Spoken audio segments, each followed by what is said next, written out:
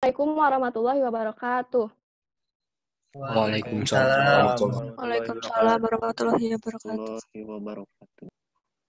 Puji dan syukur kita panjatkan kepada Allah Subhanahu wa Ta'ala, karena atas rahmat dan karunia-Nya kita semua diberi kesehatan, juga kesempatan untuk melaksanakan acara pada malam hari ini. Izin memperkenalkan diri, saya Alfi Yuniar Nur Fadila selaku MC di Hayu Belajar Bareng Himas episode 4. Gimana nih kabar teman-teman semua?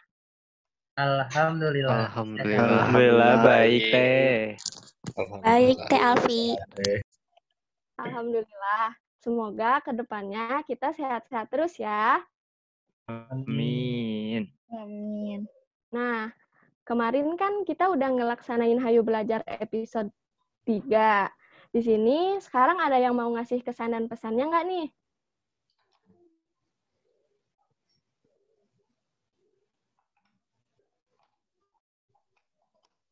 Ada yang mau ngasih kesan dan pesannya nggak?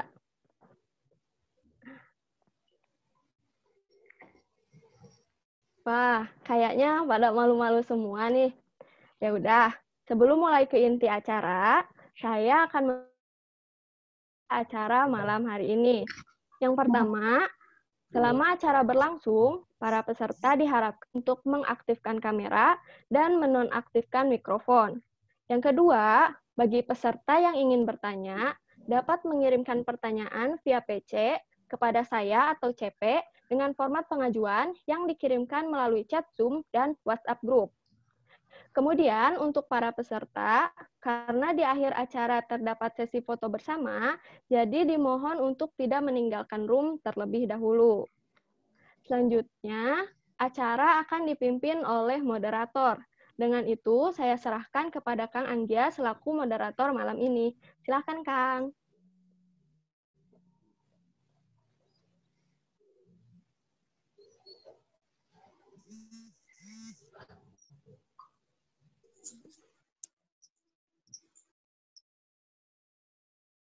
Pada Kang Anggia.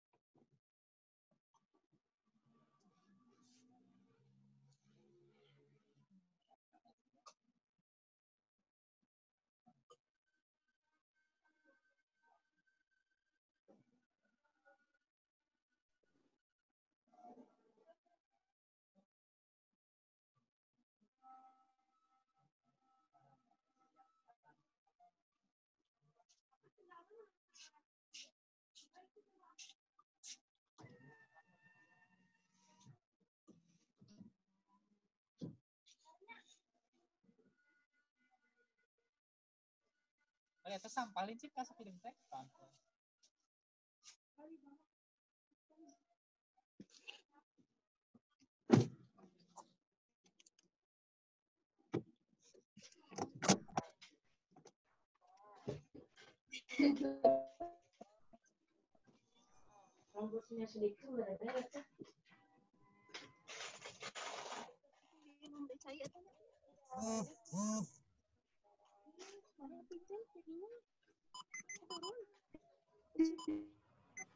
Kang Anggia, silahkan Kang.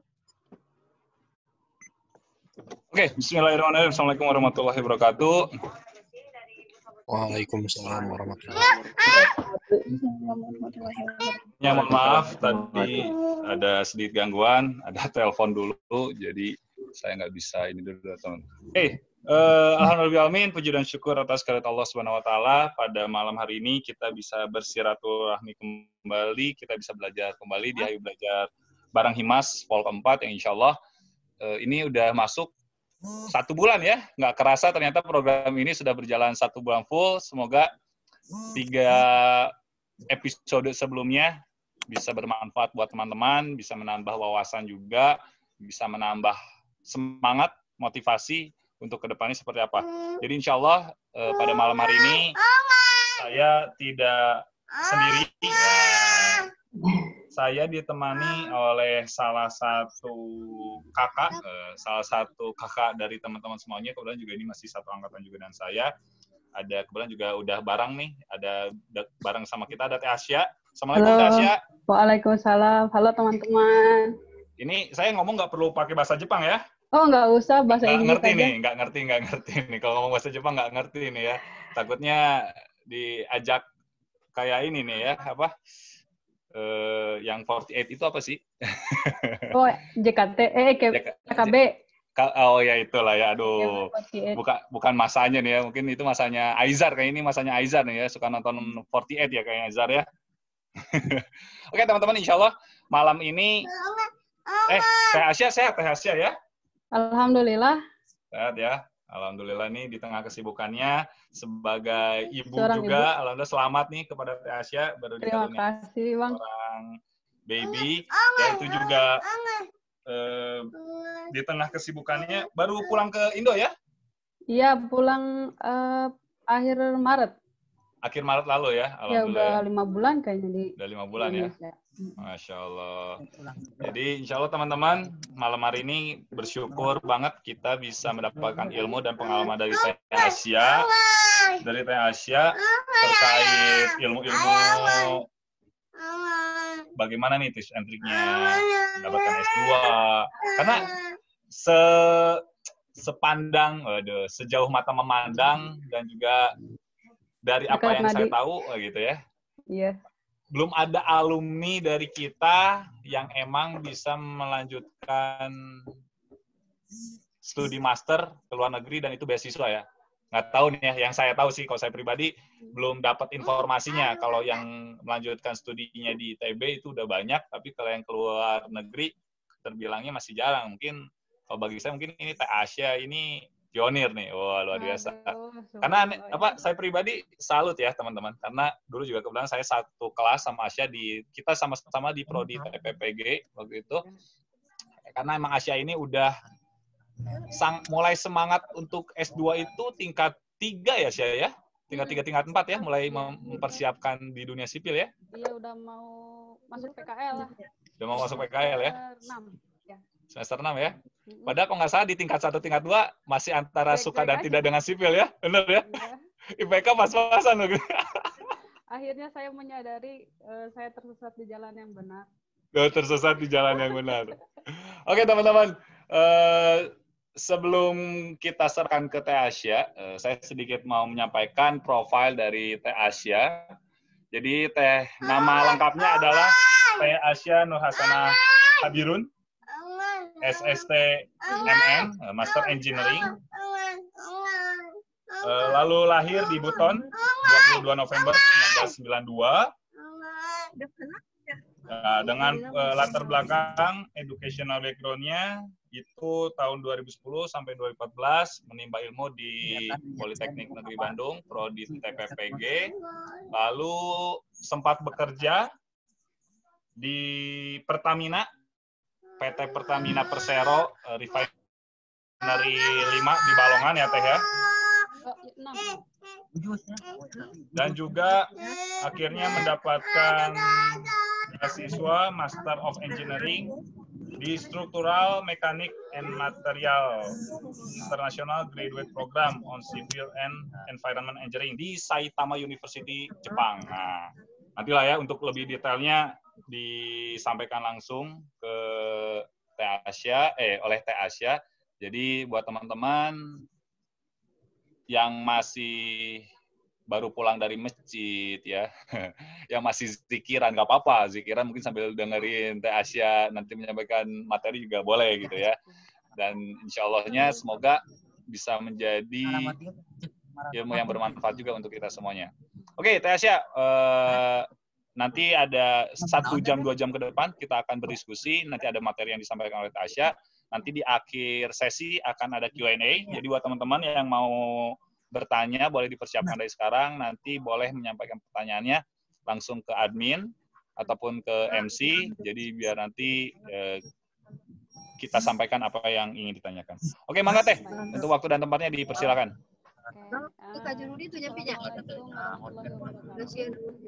Waalaikumsalam. Waalaikumsalam warahmatullahi wabarakatuh. Selamat malam teman-teman. Malam Teh. Malam Teh. Kan nervous ini soalnya baru kali ini lagi ngomong di telekonferensi gini ya. Meskipun Saya kayaknya kurang besar deh, kurang besar volumenya. kurang besar ya. Bisa agak dibesarin lagi. Ini udah audio setting ya. Sebentar, mikrofonnya digedein ya. Oke, sambil menunggu, alhamdulillah udah 87 peserta ya yang ikut. Karena ini Zoom ini terbatas ya. Zoom ini terbatas, kapasitasnya hanya maksimal 100. Ini udah hampir 90% yang mengikuti acaranya pada malam hari ini nih. Iya. Berarti gedung A nggak cukup ya? Nggak cukup. Segitu. Kalau menampung semua gedung A nggak cukup di Zoom ya. Oh, gitu. Nggak cukup di gedung A. Sebentar ya lagi ini. Ini Udah segini bisa share screen ya? Ini masih kecil suaranya atau Cukup, gimana? cukup. Mantap. Cukup ya. Nanti kalau share screen bisa sendiri langsung. Oh, oke. Oke, sip. Oke. Ya, kita mulai aja ya. Sebentar. Ya, oke. Share.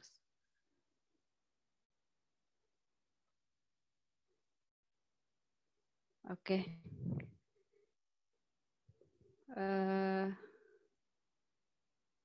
Baik, terima kasih. Perkenalkan, saya Senur Hasana Habirun. Saya biasa dipanggil Asia. Dalam kesempatan kali ini saya mau berbagi tentang pengalaman saya bekerja di Pertamina Persero Refinery Unit 6 Balongan dan bagaimana saya melanjutkan studi saya di Saitama University di Jepang. Nah, mungkin pertama kita mulai dulu di pengalaman bekerja. Ini maaf ya, saya agak gugup, agak nervous ini. Oke, betul kata Anggia bahwa saya di tahun 2014 dan 2018. Sebentar, ya ini dulu. Perkenalan dulu, maaf ya saya main mulai aja. Oke, tadi nama saya Senur Hasana Habirun, sudah disebutkan. Terus kalian bisa panggil saya Asia. Saya lahir di Buton, di Sulawesi Tenggara. Terus ini adalah educational background saya. Saya dulu kuliah di Polban.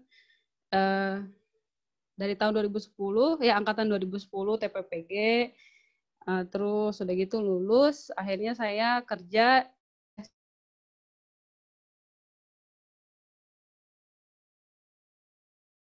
di project engineering. Ini masuknya bukan karyawan organik ya, ini karyawan outsourcing. Terus di tahun 2018 akhirnya saya melanjutkan studi saya ke Saitama University, jurusan teknik sipil.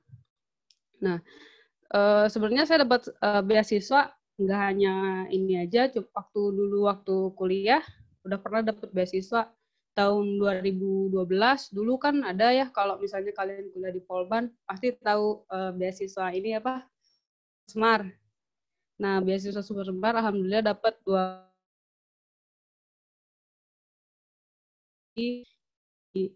apa dan scholarship program. Nah, tentang beasiswa ini nanti saya informasikan lebih lanjut di slide selanjutnya.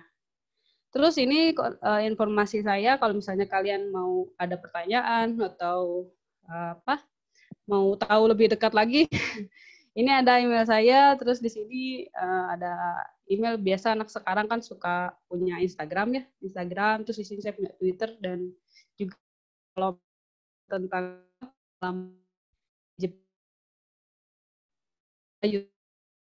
tinggal cari aja di situ ya. Jangan lupa subscribe. Oke. Ya, kita langsung masuk aja ke working experience sebagai civil engineer di Project Engineering RU6 Balongan. Nah, jadi di bagian Project Engineering ini sebenarnya pertanyaan yang paling besar di benak saya itu, civil engineer di Pertamina itu sebenarnya kerjanya buat apa sih, ngapain gitu. Soalnya kan yang kita tahu di unit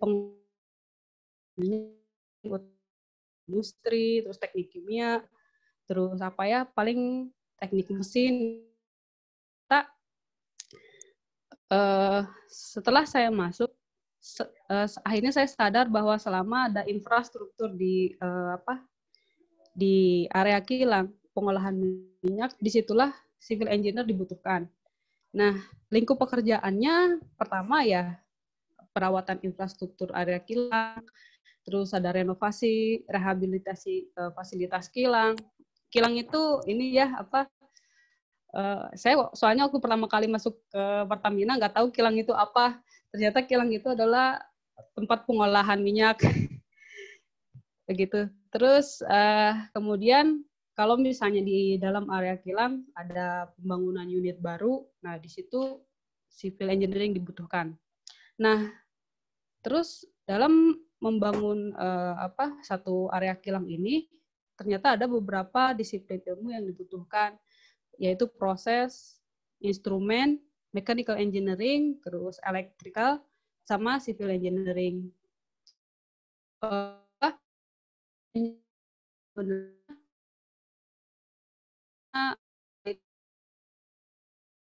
Dari minyak pertama datang, crude oil datang ke tangki, terus bagaimana sharingnya sampai hasil produk fuel oil atau bahan bakar itu terproduksi gitu. Kemudian dikembangkan oleh instrumen, mechanical, electrical, piping, dan civil engineering. Nah, di project engineering ini sebenarnya proses pelaksanaan pekerjaannya itu terbagi 3, dari engineering, procurement, sama construction. Nah, sebenarnya kalau misalnya kalian kuliah manajemen proyek, mungkin udah familiar ya sama perencanaan, pengadaan, dan pelaksanaan gitu. Cuma saya di sini hanya sharing kembali gitu. Nah, dari engineering sendiri sebenarnya dimulai dari feasibility study. Nah, hasil dari feasibility study itu dituangkan dalam front end engineering design. Jadi di dalam sebuah desain kemudian diestimasi harganya, anggarannya, kemudian dibuatkan dalam engineering package. Jadi kayak dokumen buat pelelangan. Nah, dari dokumen pelelangan itu kemudian kita masuk ke tahap procurement. Nah, di procurement ini mulailah kita cari kontraktor. Jadi di civil engineer yang saya kerjakan ini mungkin masuk ke dalam lingkup owner gitu. Jadi proyeknya nggak kita tanganin sendiri, akhirnya kita hire kontraktor, atau misalnya nggak bisa ngedesain, bukannya nggak bisa ya, tenaga ahlinya kurang, nah kita hire konsultan atau juga pelaksanaan tadi sama kontraktor. Nah, di proses procurement ini Itu adalah apa ya, proses tender gitu sampai akhirnya dapat nih kontraktor yang terpilih berdasarkan kriteria dari Pertamina. Nah, setelah itu kemudian dilanjutkan ke konstruksi, pelaksanaan di lapangan. Nah, sekarang apa sih kalau misalnya udah di ketiga proses tersebut, apa sih sebenarnya yang harus saya lakukan sebagai civil engineering gitu. Nah, sebenarnya di awal di tahap engineering dari orang proses itu melakukan feasibility study. Jadi misal nih di satu area kilang, misal kita mau membangun hidrogen gas recovery. Misal ada gas hidrogen yang dia keluarnya tuh berlebih gitu. Nah, daripada berlebih terus bisa diolah jadi produk baru. Jadi di situ dibutuhkan proses engineering merencanakan flow-nya seperti apa. Nah, sudah jadi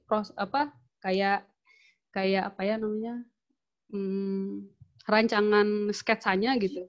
Kemudian dikembangkan lagi sama bagian instrumen, piping, electrical, sama mechanical. Nah, jadi misal udah dapat ini proses flow-nya, kemudian nanti dikembangkan sama orang-orang instrumen untuk alat-alat instrumennya, kemudian nanti mechanical-nya kayak apa, bisa mau pasang pompa di mana, kapasitasnya berapa, terus nanti misalnya piping, nanti jalur pipanya kemana, kemudian nanti untuk elektrikalnya, misal connect biar pompanya bisa nyala itu kemana, oleh orang elektrikal. Nah, sekarang di mana sih orang civil engineering bekerja? Jadi setelah mereka semuanya bekerja, baru kita masuk di misal satu unit dia butuh platform atau misalnya struktur bangunan yang untuk penopang fasilitas. Nah, dari situ bagian civil engineering mulai mendesain bagian tersebut gitu. Nah, di sisi lain, kalau misalnya itu kan nggak cuma di dalam kilang aja. Di luar kilang juga bisa kayak misalnya ada ruang kantor administrasi atau misalnya kantor keuangan, safety. Ini itu kan dia ada di ruangan terpisah, di area terpisah karena nggak bisa dimasukkan ke area kilang. Nah, di sini juga baru civil engineering bisa mulai jadi pekerja yang utama gitu, meskipun butuh bantuan yang lain. Nah, di bagian ini baru proses engineering nggak dibutuhkan karena kan nggak ada proses flow kayak gitu. Nah, jadi dari hasil semua rancangan ini dituliskan dalam satu instruction to bidder, kayak dokumen pelelangan. Nah, sebenarnya tahap engineering ini juga bisa kita hire konsultan. Kayak misalnya mau merencanakan tadi contohnya yang gas hidrogen. Nah, itu bisa kita hire konsultan untuk melaksanakan desain. Jadi kita di engineering itu hanya buat buat review aja gitu. Nah, kemudian setelah semua dokumennya jadi, baru kita masuk ke tahap procurement. Nah, terus di sini ngapain lagi sih si civil engineer itu? Nah, pas masuk ini baru kita ikut proses pelelangan. Meskipun di Pertamina itu ada bagian procurement, tetap kita bagian project engineering masuk ke situ buat lihat kualifikasi kontraktor untuk melaksanakan pekerjaan ini. Nah, setelah terpilih kontraktornya, kemudian dilakukan konstruksi. Nah, di sini baru civil engineer yang tadinya kan 2 tahap ini nih, kita kerjanya di dalam kantor terus. Nah, kemudian kita baru keluar tahap konstruksi, kita ngawasi kontraktor itu dia bekerjanya seperti apa gitu, terus sesuai nggak sama desain, terus sama gambar existing, terus misalnya nanti dia mau masukin invoice sesuai nggak sama dokumen kontraknya seperti itu. Nah, Terus ada selama saya bekerja di sana 4 tahun ya dari 2014 ya, hampir 4 tahun. Banyak sih suka dukanya gitu. Udah banyak juga proyek yang dilaksanakan, kayak misal kayak gudang katalis.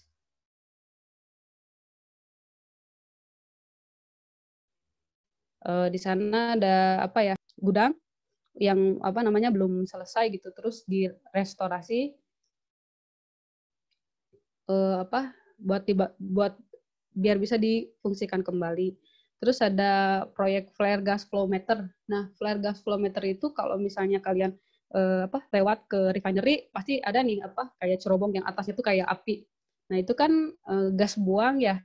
Nah, dari gas buang itu ternyata dibutuhkan flow-nya biar kita tahu berapa banyak sih gas yang keluar. Nah, disitulah proyek pemasangan flare gas flow meter dibutuhkan. Nah, kemudian ada juga proyek breakthrough pipe untuk proyek aftur. Jadi di sana kita facility baru untuk untuk buat produksi aftur. Aftur itu bahan bakar ini pesawat. Nah, jadi di situ kita butuh untuk satu unit, butuh tangki, butuh piping, butuh jalur pipa, terus pokoknya kerja. Nah, terus juga nggak hanya pekerjaan di dalam kilang, juga ada pekerjaan renovasi ya.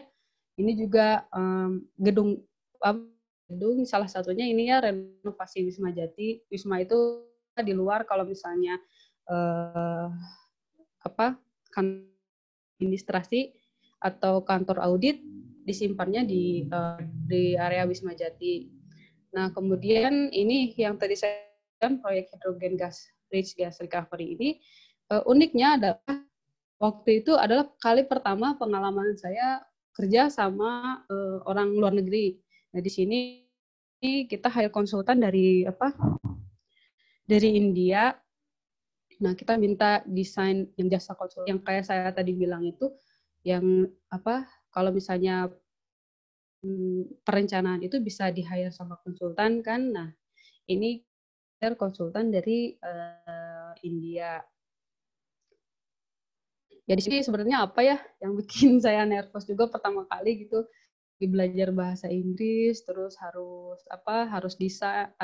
mendesain, terus harus konsisten sama desain yang sama drawing existing di Pertamina. Soalnya kadang suka ini gambarnya itu suka nggak sesuai, kadang ada aja yang meleset. Nah, karena ada perbedaan kayak gitu, mulai dikomunikasikannya agak susah. Tapi ya alhamdulillah gitu teman-teman yang bantu di sana, yang support gitu. Nah, terus kayaknya itu semuanya tentang project tentang pekerjaan saya di Pertamina Persero LU6 Balongan. Nah, sebenarnya jadi sini kan tadi saya bilang pegawai kontrak ya. Jadi saya itu kontraknya di bawah bendera PTC Pertamina Trade. Kalau misalnya ada tenaga kerja atau misalnya ini yang di-hire sama Pertamina, waktu itu sih zaman saya yang di-hire dari tempat ini gitu.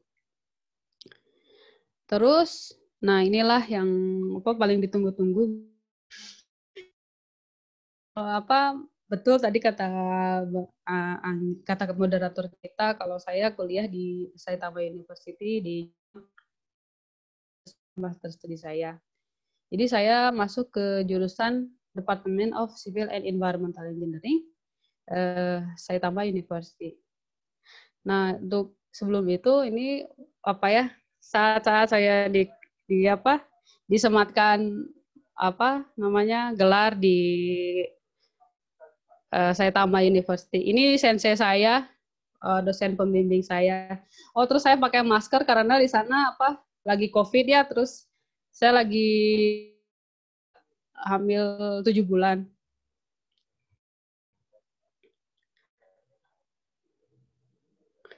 Nah, ini kalian boleh tepuk tangan ya, nggak apa-apa. Aduh, saya jadi malu ini. Oke ya, terus itu seperti kalian lihat juga, ini saya selama kuliah itu dalam kondisi hamil ya. Pas akhir-akhir mau pulang, itu pas lagi ngurusin tesis. Ini saya cerita ya, nggak apa-apa sambil cerita ya. Jadi waktu lagi ngurusin tesis itu saya hamil dari pas semester akhir itu mulai eksperimen di penelitian saya, kondisi hamil, terus kerjaannya berat, pokoknya ya alhamdulillah dengan mungkin bantuan dari dalam perut juga gitu, gede banget jadinya cepat lulus ya, bisa tercapai. Iya, alhamdulillah. Soalnya biasanya Jepang itu kan termasuk yang susah lulus loh ya. Iya Bang, ya, soalnya karena tuntutannya luar biasa gitu. Ininya tapi ya yang penting mah have fun aja sih. Ya jadi ini ijazah saya, kadang suka ada orang yang kepo, ijazahnya tuh kayak gimana sih gitu. Jadi kayak gini ya, untungnya ada 2 bahasa karena saya kan di kelas internasional ya untuk graduate program itu. Jadi ada dua bahasa di bahasa Inggris dan bahasa Jepang. Nah terus, ijazah ini sebenarnya nggak bisa langsung dipakai di Indonesia. Jadi kita itu harus legalisasi dulu ke KBRI, kita lapor ke KBRI di Tokyo, kalau misalnya kita sekolah, terus emang dimintain juga laporannya kayak apa gitu. Terus udah gitu nanti setelah di Indonesia juga tetap kita harus lapor lagi buat dapetin SK penyetaraan ijazah. Jadi biar bisa lamar kerja gitu, bener nggak ini universitasnya ada atau enggak gitu. Nah ini master student di lab saya ya. Jadi lab structural mechanics and material itu bahasa Indonesianya itu lab struktur dan lab bahan. Jadi di situ kayak program studi ya, kalau di Polban mungkin ada konstruksi sipil, TPG, TPJJ. Nah kalau ini jurusannya kalau saya fokus ke lab bahan gitu. Nah ini teman-temannya perempuannya cuma 2 orang, terus sisanya orang Jepang. Saya di situ international studentnya cuma saya sama ini teman saya orang Sri Lanka. Ini teman saya pintar banget, ini parah. Ya pokoknya gitulah. Nah jadi sebenarnya mungkin kalian bertanya-tanya, saya tuh masuk beasiswanya tuh lewat mana sih? Terus apakah banyak orang yang mengira kalau saya itu dapat beasiswanya dari Pertamina gitu? Sebenarnya bukan ya. Sebenarnya saya sambil kerja itu sambil nyari beasiswa. Nah, nama beasiswanya itu adalah Asian Development Bank Japanese Scholarship Program. Nah, jadi kalau misalnya kalian bisa lihat logo yang biru ini, jadi beasiswa ini adalah beasiswa dari pemerintah Jepang yang bekerja sama Bank Asia. Enggak, sama Bank Asian Development Bank. Oh, Asian Development Bank. Ya, jadi dari Asian Development Bank itu kan ada negara-negara yang berkembang yang dipinjami sama ADB ini. ADB. Iya. Dan jadi dari beasiswa ini pemerintah Jepang membiayai semua mahasiswa yang ada di negara-negara yang dipinjami oleh ADB atau negara-negara berkembang untuk sekolah di Jepang. Nah, sebenarnya sekolahnya juga nggak hanya di Jepang, itu bisa di New York, bisa di New Zealand, di Singapura. Itu tergantung sama universitas yang direkomendasikan. Nah, untuk tahu lebih lanjut universitasnya yang mana, kita bisa cari di websitenya ya, bisa dibuka aja. Sebenarnya saya juga pas itu langsung googling IDB, itu gampang kok dibukanya. Jadi itu website semua informasi beasiswa itu ada semua saya. Iya, jadi nih teman-teman bisa dicatat nih ya. Pokoknya gampang aja dulu ya, saya waktu kuliah apa yang dosen saya bilang, pokoknya ADBJSP, langsung search di Google, langsung ada hasil paling atas. Nah, saya klik di situ. Nah, jadi di situ saya pelajari semua, baca peraturannya kayak apa, terus kampus mana aja yang yang bekerja sama gitu. Nah, terus udah gitu saya pilih Saitama University. Jadi dari universitas yang bekerja sama, yang direkomendasikan sama ADB JSP ini, saya pilih Saitama University.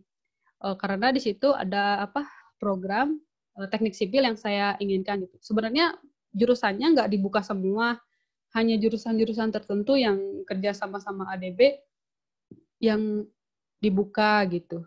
Nah, ini jadi saya masuk waktu itu di Saitama University tahun 2018.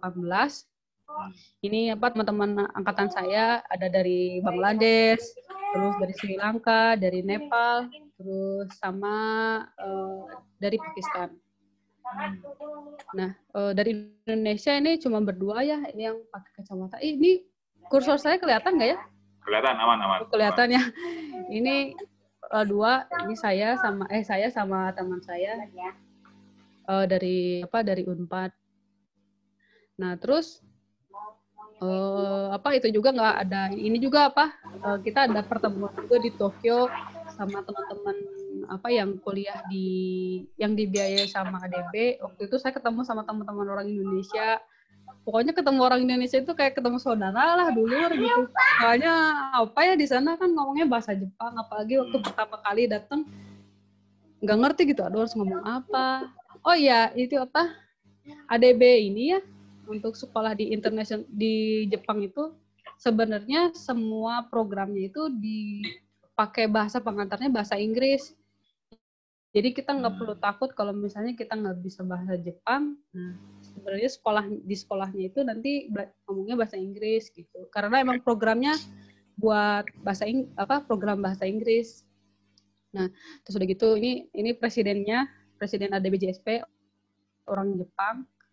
Pokoknya ini orangnya energik banget gitu, meskipun udah tua, mereka semangat banget gitu. Terus di sini ada juga bagian keuangannya, Mister siapa ya lupa, pokoknya nanti bisa nanti kalau kalian dapat beasiswa ini pasti ketemu sama bapak itu. Nah ini nih cara mendaftarnya, semua gimana sih daftarnya gitu. Nah, sebenarnya gampang sih kalau misalnya ini. Karena emang beasiswa ini tuh benar-benar nggak pernah masuk ke Polban ya, benar nggak sih? Iya. Benar-benar nggak pernah ada informasi ini ke Polban ya. Iya, nggak ada orang yang tahu gitu. Saya juga kadang mikir ini saya keterima kayaknya kebetulan aja deh gitu. Soalnya orang-orangnya pada nggak tahu. Nah, waktu saya ada pertemuan di Tokyo juga, malah mereka bilang, ini juga untung kita masuk beasiswa ADB. Coba kalau misalnya Mambuso atau apa, pasti kita nggak masuk. Soalnya ya ini kualifikasinya juga nggak terlalu tinggi gitu. Oke. Iya, jadi kayak misalnya LPDP. Nah, LPDP itu kan tinggi banget ya. Skor bahasa Inggrisnya harus berapa gitu. Terus kayak bener-bener yang udah cinta tanah air lah gitu. Nah, jadi pertama cara daftarnya itu sama ya, kita buka aja websitenya Asian Development Bank gitu. Kalau kalian lagi iseng-iseng atau misalnya lagi nggak ada kerjaannya, bukalah gitu. Terus baca terms and conditions. Nah, di situ semua ditulis detail persyaratan untuk ADB JSP. Nah, kemudian cari kampus yang bekerja sama. Nah, di situ nanti ada list institutionnya sama alamatnya sama kontak personnya, itu udah nge-link. Nanti kalau misalnya kalian klik kampusnya, itu langsung masuk ke link di Saitama link kampus yang bekerja sama. Nah, saya pilih Saitama University karena di sini menurut saya ya peraturannya lebih gampang gitu untuk teknik sipil ya. Soalnya di sini cuma teknik sipil aja yang buka. Nah, tapi bukannya, saya potong, itu Saitama itu emang termasuk kampus khususnya jurusan sipil yang paling favorit di Jepang ya, kalau nggak salah. Bu Rahmita juga Saitama kalau nggak salah ya? Iya, nah sebenarnya kalau di Jepang sini sih banyak ya, kan ada Tokyo Daigaku itu paling bagus gitu. Nah, untuk teknik sipilnya sebenarnya itu emang jurusan teknik sipil itu program studi paling baik di kampus itu. Yang yang buka program internasional. Jadi makanya mereka buka program internasional. Kan ini jurusan paling paling tua gitulah. Paling hits lah ya. Paling tua. Oke. Sama paling kayak di Polban tua. dong ya. Iya, sama. Semoga nanti Polban juga buka program internasional ya. Wih, mantap. Amin, amin. Oke, terus ini udah gitu kita bisa ngisi persyaratan dari linknya. Jadi sebenarnya pertama buka kampusnya dulu karena formulirnya ini nggak tersedia di website ADB-nya, tapi dibuka di website kampusnya gitu. Nah, di website kampus. Iya, jadi langsung berhubungan sama sama kampusnya gitu. Nanti dari kampus dia kontak ADB, baru nanti ke kampus lagi, baru ngomongin baru info ke kita. Jadi nggak ada connect antara pelamar sama ADB ini gitu.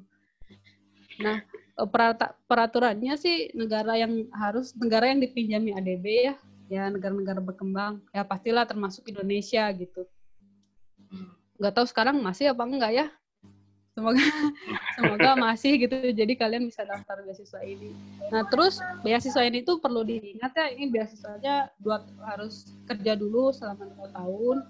Ada pengabdian dulu di negara selama 2 tahun gitu.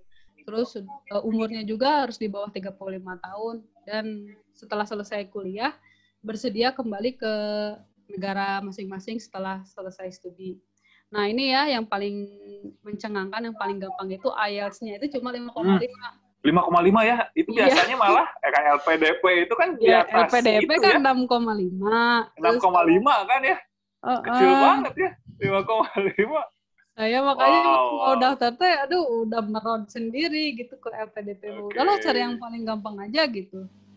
Terus, jangan-jangan habis ini nanti semuanya pada daftar lagi. Nggak apa-apa ya, bersaing sehat. Nggak apa-apa, bagus dong. Biar ini dong. Biar lulusan Polban, adik-adik kita biar pada MN semua nih. Amin. Nah, terus TOEFL-nya cuma 80. Ini untuk IBT-nya. Terus, itu ya persyaratan utamanya itu tadi yang penting IELTS, skor bahasa Inggris, terus recommendation letter. Jadi surat rekomendasi dari dosen atau enggak bisa dari kalau kalian bekerja bisa dari bos atasannya yang dipercaya gitu.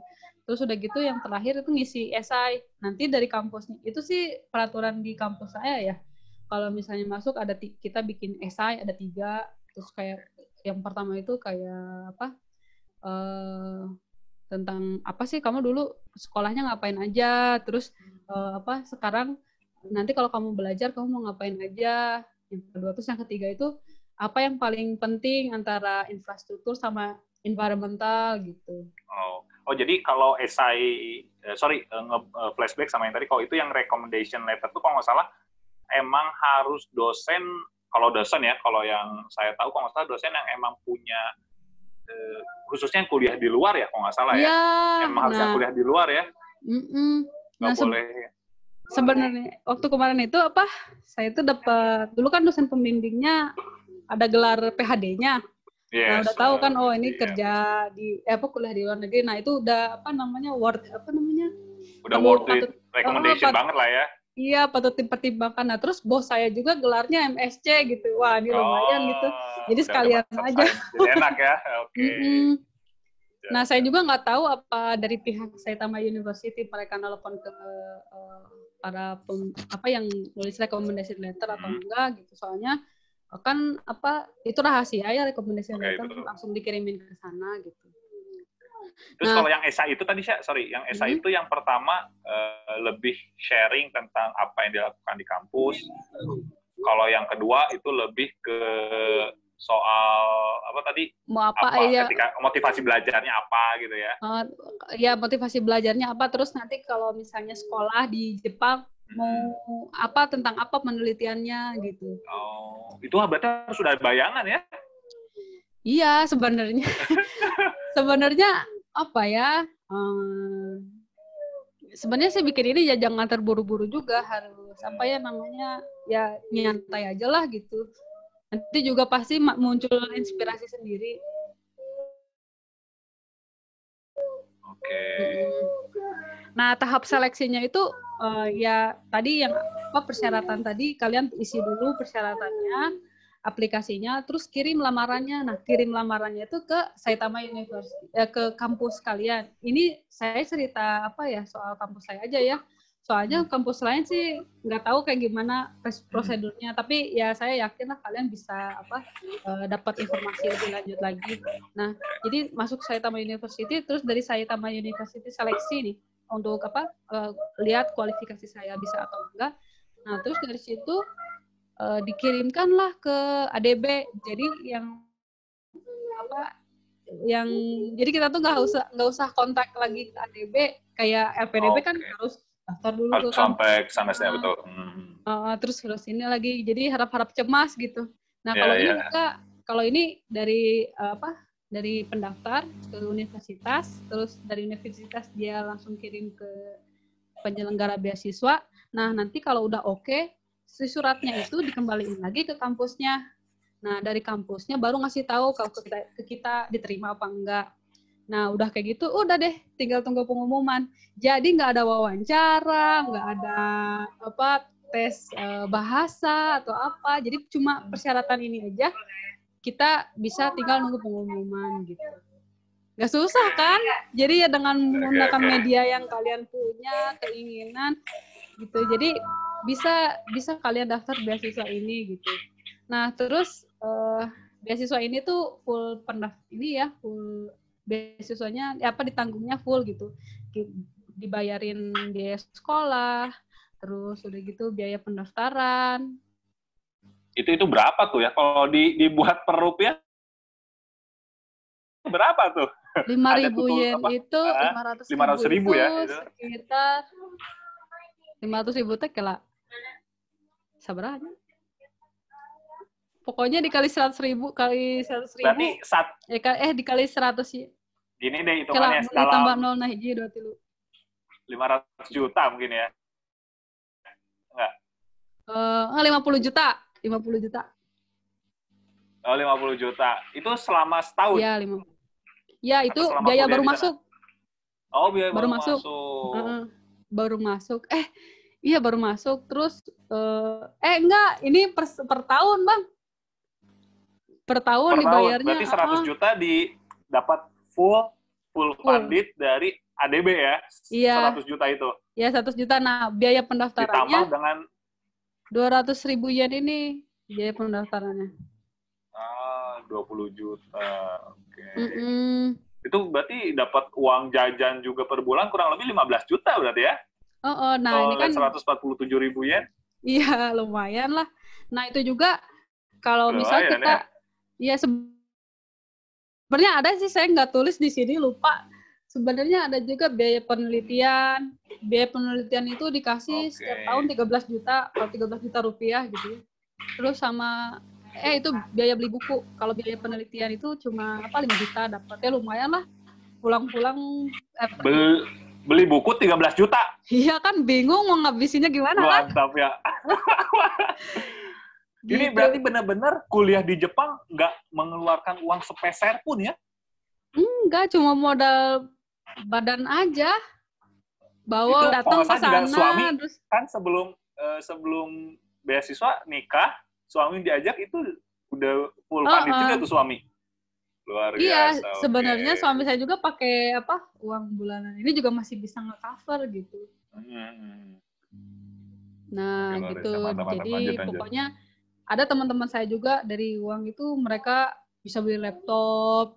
Itu kan gimana gimana dosennya. Misal mau traveling misal ke Hokkaido kalau ada conference, bisa ikut international conference pakai uang itu gitu. Nah, itu ininya pokoknya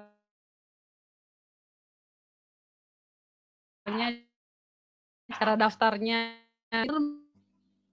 memang kita tuh harus membaca apapun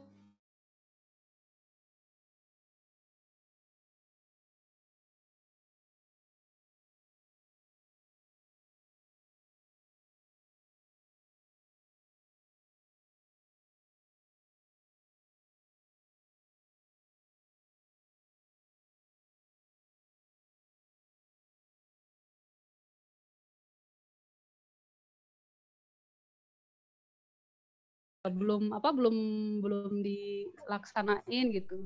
Nah, terus udah gitu akhirnya setelah saya wisuda tahun 2014 kemudian kerja. Ya tahulah orang yang baru pertama kerja kan dapat gaji gitu ya. Seolah-olah tahun 2014 ini hilang beasiswa itu.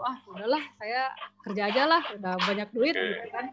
Nah, ternyata waktu itu sama almarhum bapak saya terus ditanyain terus, kamu katanya mau sekolah, kenapa mau kayak gini-gini aja gitu. Terus saya mikir, oh iya ya, masa kita udah masuk kerja udah aja semuanya selesai, padahal kan kita harus terus berkembang gitu. Nah, akhirnya di tahun 2015 akhir tahun itu saya lanjut lagi cari informasi tentang ADB. Di akhir tahun itu saya baca semuanya, saya pelajari sampai hatam gitu. Meskipun udah selesai saya ulangi lagi, baca lagi, siapa tahu ada yang kelewat.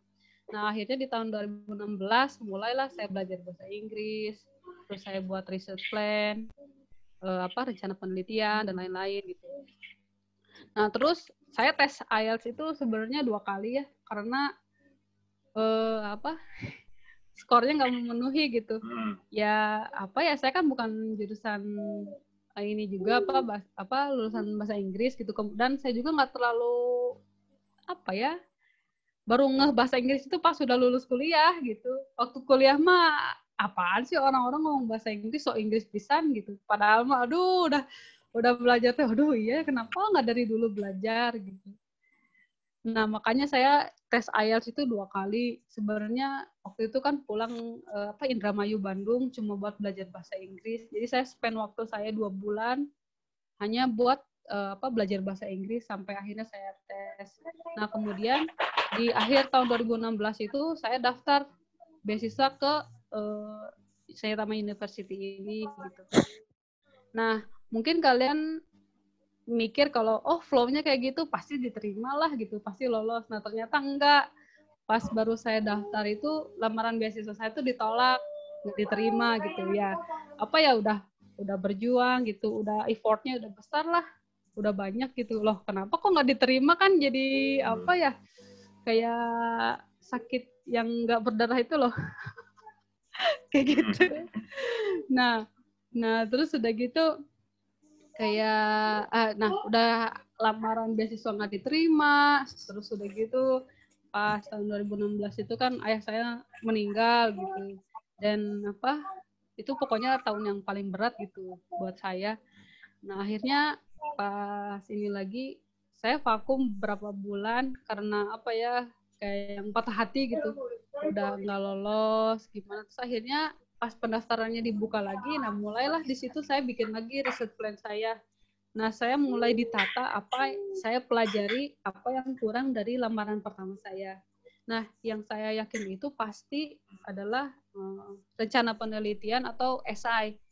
Nah, pasti mereka itu menilai karakter kita, terus kemampuan belajar kita, kesungguhan kita belajar itu dari situ.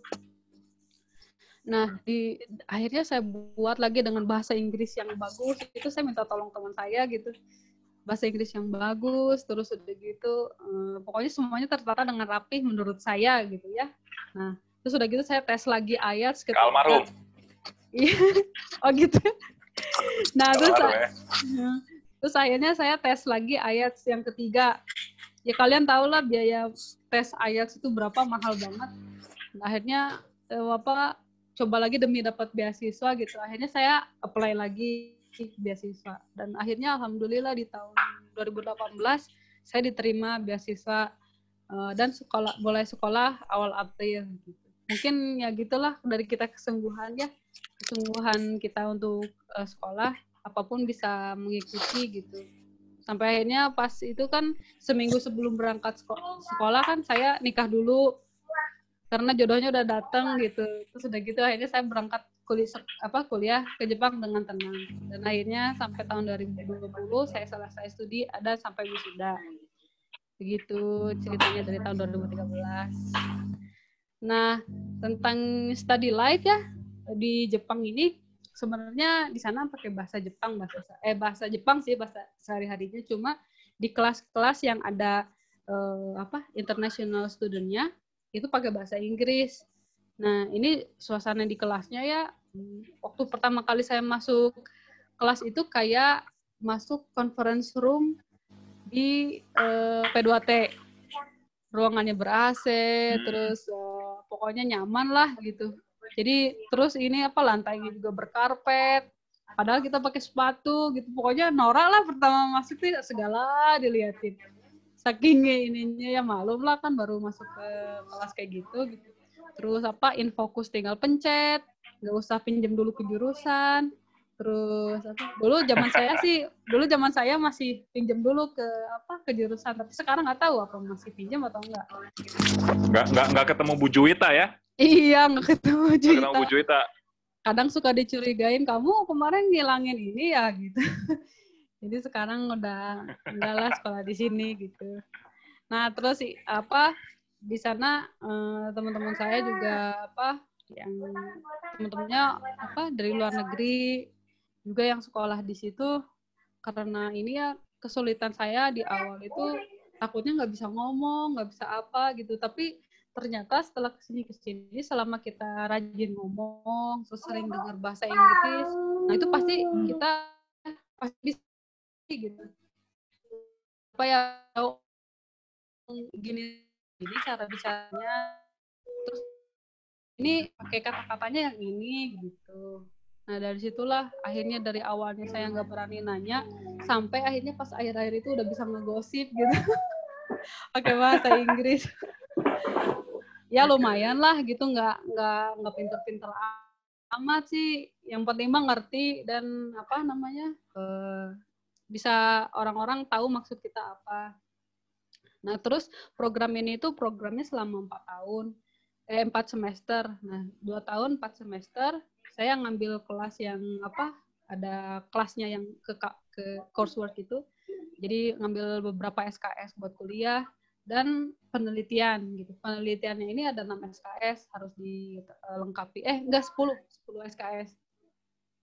Jadi dari 30 SKS persyaratannya, 10 SKS itu untuk penelitian gitu.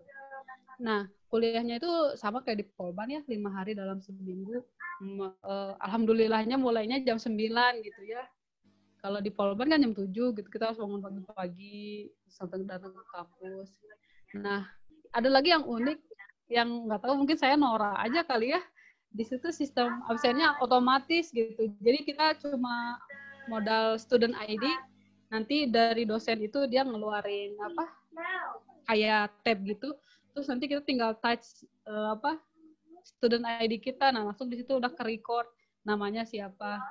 Nah di situ nggak bisa titip absen ya, soalnya masing-masing mahasiswa nggak bisa. Harus nge-touch gitu. Ya harus nge-touch. Sebenarnya sih dosennya nggak masalah ya mau datang mau enggak gitu. Soalnya kan penilaiannya dari ujian. Cuma ada beberapa dosen yang menghargai kedatangan kita. Nah, terus ini yang bagusnya lagi dari dosen-dosen di Jepang itu ya, jadi mereka itu ngajar dengan profesional gitu. Pokoknya kita itu di sana tinggal duduk manis, nggak usah pergi kemana-mana, dan dosennya juga nggak nyuruh-nyuruh harus gini, harus gitu. Kayak misalnya bagiin material. Nah, bagiin material ke teman-teman ke siswanya. Fotokopian lah. Jadi sebelum ngajar itu dosennya udah fotokopiin, terus dosennya bawa, dia bagiin sendiri ke mahasiswanya. Nah, udah kayak gitu. Selain itu, misal hari ini dosennya mau ngajar, nah malam hari sebelum dia mengajar itu, dia datang ke ruangan yang mau dia ajar, yang tempat dia mau ngajar. Terus ini style InFocus, dicek apakah ruangannya bisa dibuka, atau misalnya InFocusnya gangguan apa enggak. Terus kalau misalnya pakai mic-nya bisa dinyalain apa enggak. Jadi sehari sebelum cek itu, dosen itu dia standby di ini cek dulu cek ombak lah gitu. Cek dulu area belajarnya gitu.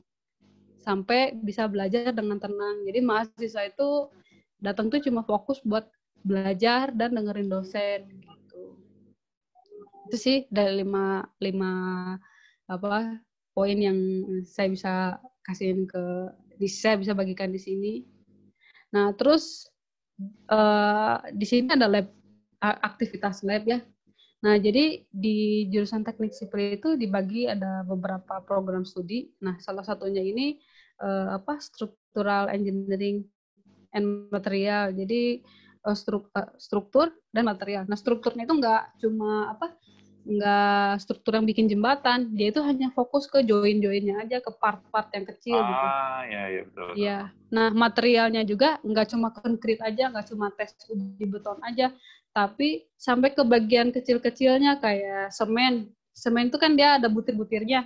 Nah, dari butir-butirnya itu kita teliti lagi.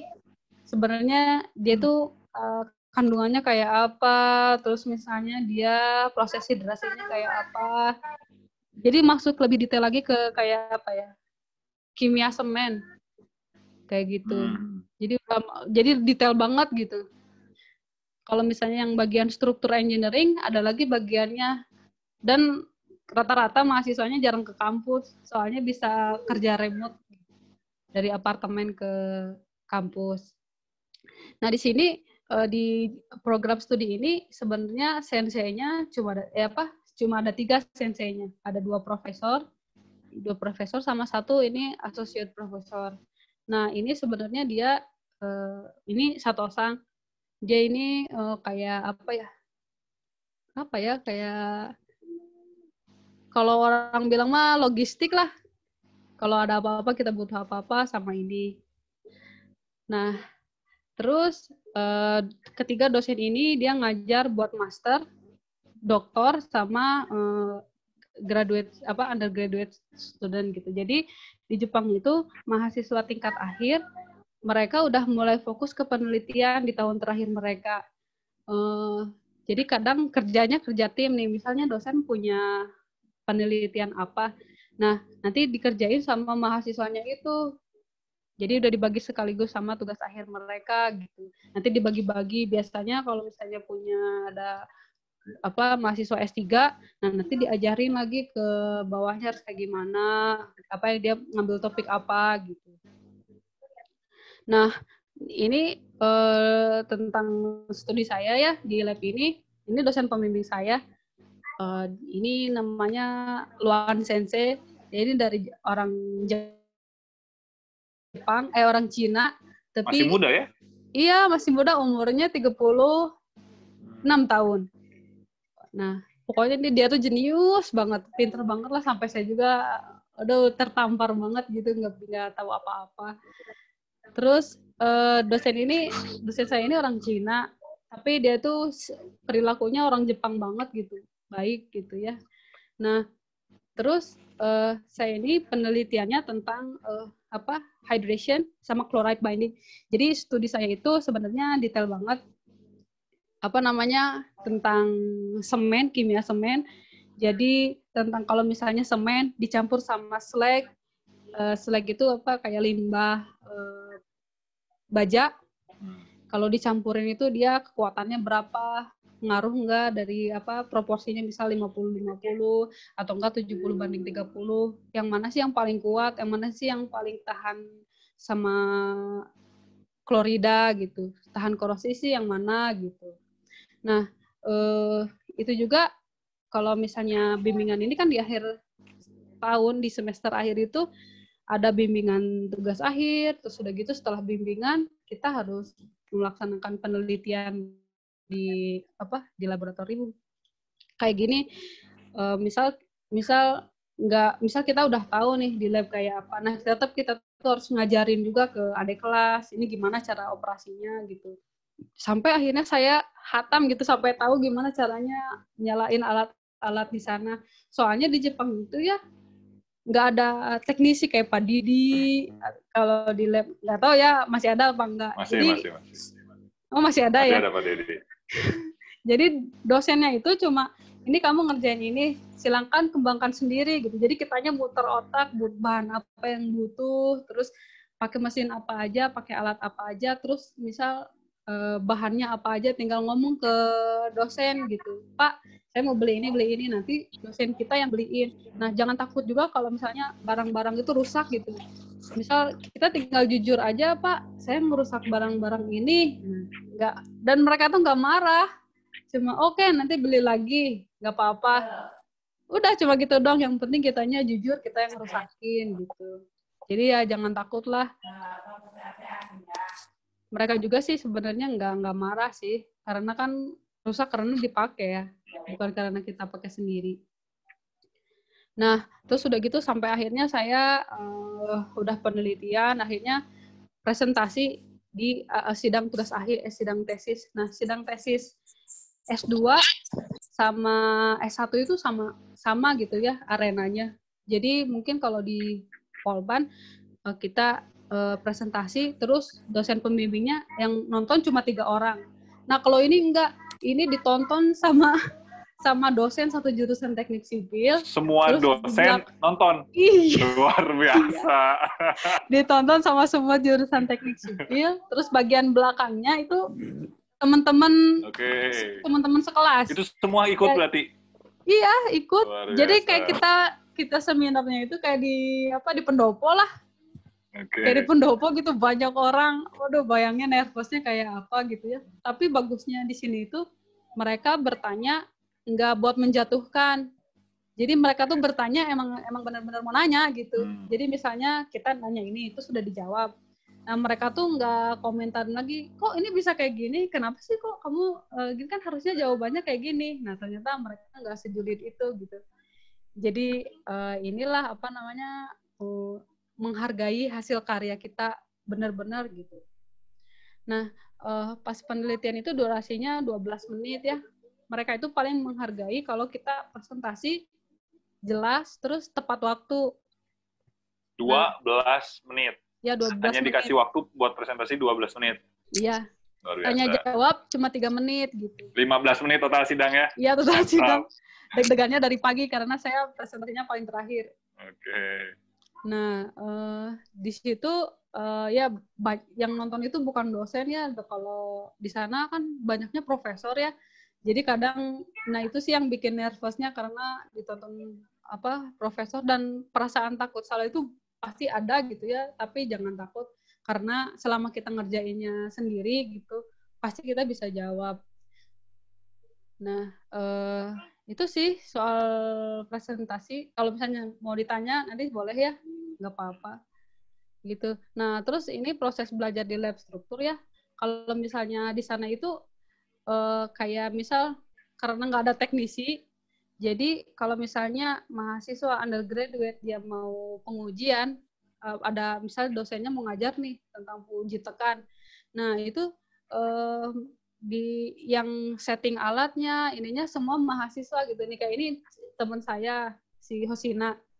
Jadi dia itu ngebantu gitu di lab, siapin alat-alat, terus siapin perlengkapan. Jadi dosen itu datang cuma langsung ngajar aja gitu, nggak usah misalnya nyuruh Pak Didi tolong sediain ini, Pak Didi tolong sediain ini, enggak gitu.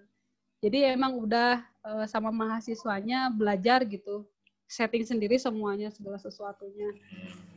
Saya juga salut sih di sini mahasiswa itu dia udah nguasain alat ini, tahu alat ini gitu, nanti turun-temurun diajarin lagi sampai bagus gitu ininya regenerasinya.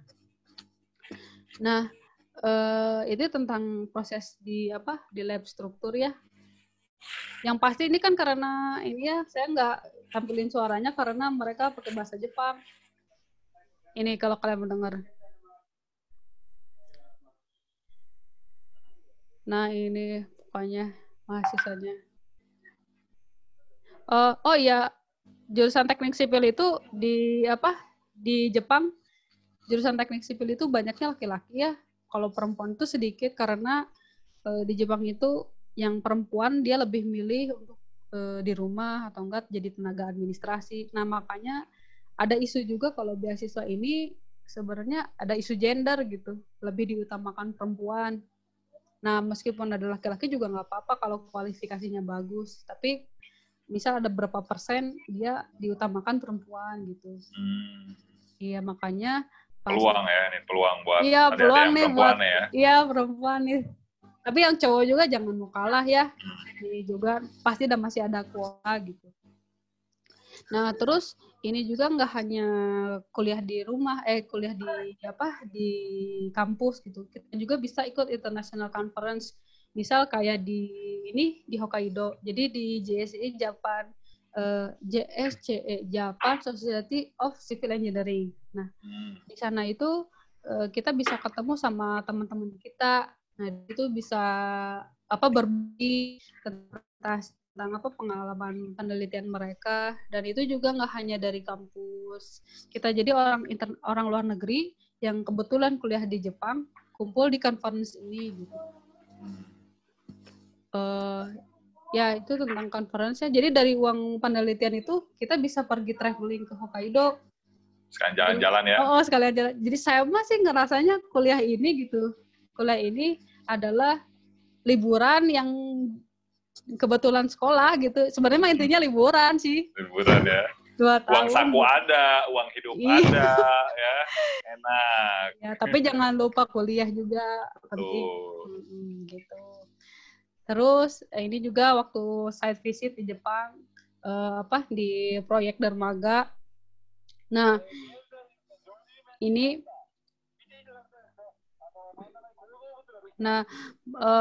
bagusnya proyek di Jepang itu ya, kayak proyek ini misalnya proyek bendungan. Nah, mereka itu buat beberapa areanya itu jadi area wisata. Jadi semua orang itu bisa berkunjung buat edukasi gitu. Jadi nggak hanya mereka aja yang bekerja, tapi mereka juga dapat penghasilan dari wisatanya itu. Kayak misalnya ada wahana apa, terus udah gitu kalau di sini di sebelahnya itu kan ada onsen ya. Onsen itu tempat pemandian air panas. Terus ada yang kayak cuci kaki, yang ada ikan-ikannya itu apa sih namanya? Pokoknya itulah, saya nggak tahu soalnya super. Nah, kayak gitu. Terus dari pendapatan itu buat nambah-nambah proyek. Nah, proyek itu juga nanti berbagi ke pemerintah daerah gitu. Itu sih. Terus kontraktor di sini itu kalau misalnya dia ada kunjungan, mereka itu pasti bawa kayak gini nih. Kayak alat peraga gitu. Biar dari lapangan juga orang-orang ngerti kita proyeknya udah sampai mana sih gitu. Nah, terus di sisi lainnya gimana caranya kita bisa akrab gitu kan. Orang kalau di lab itu ya, kalau udah di lab di kampus mereka udah serius aja kuliah gitu, nggak ada ngobrol, nggak ada ngomongin orang. Nah, jadi jadi setelah di malam hari itu kita ada lab party gitu, ada pesta gitulah. Nah, di sana itu drinking party namanya. Emang pesta minum gitu ya. Cuma yang mungkin konotasinya nggak bagus gitu ya. Cuma sebenarnya nggak seburuk yang kita bayangkan. Jadi drinking party itu mereka hanya untuk memancing biar mereka tuh bisa bicara gitu, biar berekspresi. Jadi mereka itu orang di Jepang itu susah berekspresi kayak kita, kadang malu atau gimana. Nah, setelah minum baru ketahuan aslinya kayak apa gitu. Jadi di acara kayak gini itu saya menghargai mereka ya, karena mereka udah ngundang gitu. Akhirnya saya ikut meskipun saya nggak bisa minum apa-apa. Mereka tuh jadi seolah-olah kita tuh spesial gitu ya. Kayak misal datang, ini ada muslim ya, udah jangan kasih dia minuman yang beralkohol, jangan kasih daging-dagingan, jangan kasih daging babi atau apa gitu, karena di sana ayam kan haram ya. Ya kalau ada pandangan yang bilang ayam, ya ada yang kepercayaan bilang kalau ayam yang nggak disembelih atas nama Allah itu nggak bisa dimakan gitu ya. Kalau ini kan kita cari aman aja ya, udah aja makannya seafood gitu. Ya sayur, terus seafood kayak udang atau ikan. Tapi ada sih beberapa negara yang kalau mereka nggak bisa makan udang, terus nggak bisa makan gurita karena mereka menilai itu kan haram kata mereka. Tapi kita kan nggak tahu ya. Nah terus kayak di sini pas pertama baru datang di acara pesta, kita bersulang gitu. Di sana bersulangnya nyebutnya ini kampai. Kalau kita kan cheers gitu kan, atau apa gitu ya, di sana kampai gitu. Nah, udah gitu, kebiasaan orang Jepang itu kalau misalnya bir, kita itu nggak bisa ambil botol, langsung tuangin ke minuman kita, nggak bisa. Jadi kita harus ambil botol dulu, tuangin dulu ke teman, ditawarin. Nah, nanti biar temennya yang nuangin lagi ke kita gitu. Nah, karena di situ saya minumnya es jus jeruk, atau nggak jus mangga, kadang-kadang Coca-Cola gitu. Jadi merekanya yang nuangin ke saya gitu. Kadang juga nggak enak, aduh lagi udah haus, udah ini pingin, nggak ada yang nuangin. Kadang saya minta permisi, ini mau nuangin gitu. Ya mereka juga ngerti gitu. Nah selain itu juga orang Jepang kan suka karaoke ya, suka nyanyi-nyanyi. Jadi setelah itu ada acara karaoke lagi gitu. Jadi banyaklah partinya sampai 3 part, kadang sampai subuh. Dan kalau saya sih nggak pernah ikut kayak gitu sampai subuh ya. Paling habis drinking party ini pulang gitu. Nah, kalau bagusnya orang Jepang itu, heran saya itu ya, meskipun mereka udah mabuk malam hari, nah pagi-paginya itu udah fresh lagi gitu. Mulai kerja lagi, ada yang kuliah lagi gitu. Kadang suka heran gitu, kok bisa kayak gitu. Kadang orang tuh udah capek, terus kadang nggak kuliah atau gimana. Tapi mungkin staminanya di sana emang di-set buat kayak gitu kali ya. Nah, ini bagusnya di Jepang, ada kesalahan. Ini bagusnya di Jepang itu gimana sih saya belanja waktu ke Jepang. Nah, di Jepang itu pokoknya belanjaannya inilah enak gitu. Nggak usah kita udah dikemas, sudah bersih, terus sudah ditata dengan rapi, dan harganya itu udah pasti, kita nggak bisa nawar. Nah, sebenarnya itu sih yang bikin saya kangen Indonesia, nawar maklum ya ibu-ibu gitu, kalau ke pasar pengen nawar gitu. Terus pokoknya banyak barang-barang yang nggak ditemuin di Jepang gitu. Nah, terus kayak makanan halal ya. Nah, makanan halal di sana itu caranya saya mensiasatinya itu cari komposisinya apa, terus isinya kandungannya apa aja. Nah, terus soalnya nggak semua makanan bisa dimakan kan. Terus bagusnya lagi di Jepang itu pelayanan publiknya bagus banget gitu. Kayak misal kita ngurus KTP, baru pertama datang ngurus KTP aja 30 menit udah selesai gitu di kantor camat. Nah, jadi kantor camat itu semuanya ada di situ, udah Pak RT, Pak RW, Pak Lurah. Oh gitu. Iya.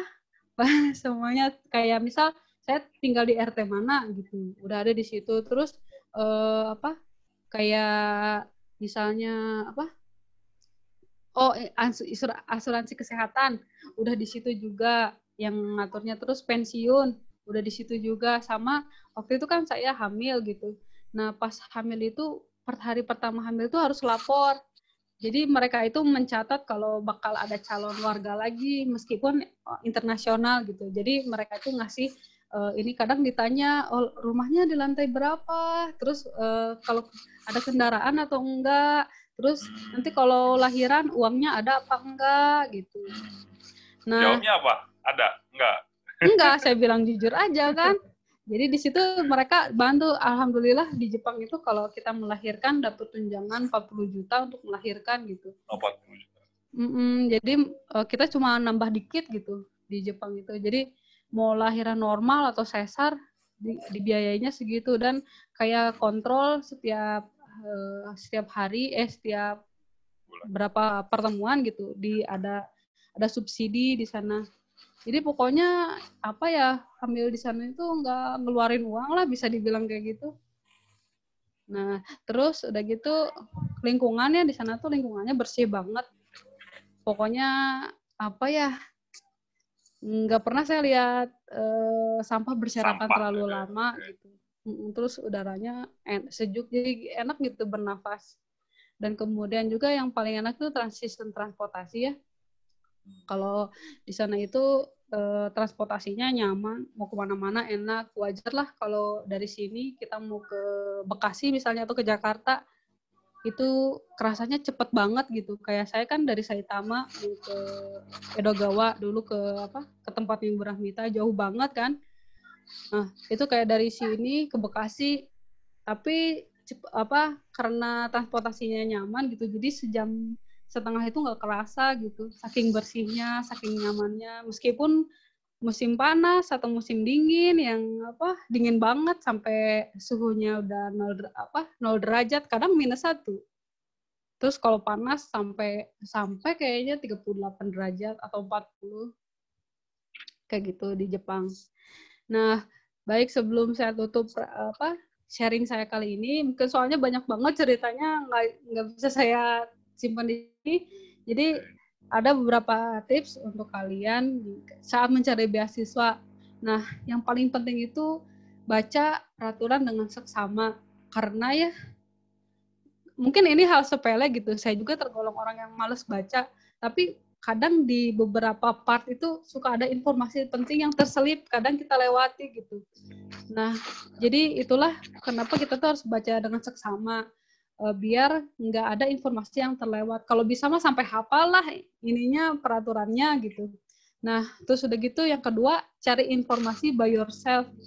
Kenapa harus sama kalian sendiri? Soalnya kadang gitu kalau kita kebanyakan referensi, kebanyakan nanya ke orang, udah bukannya malah tambah semangat, kadang jadi malas gitu.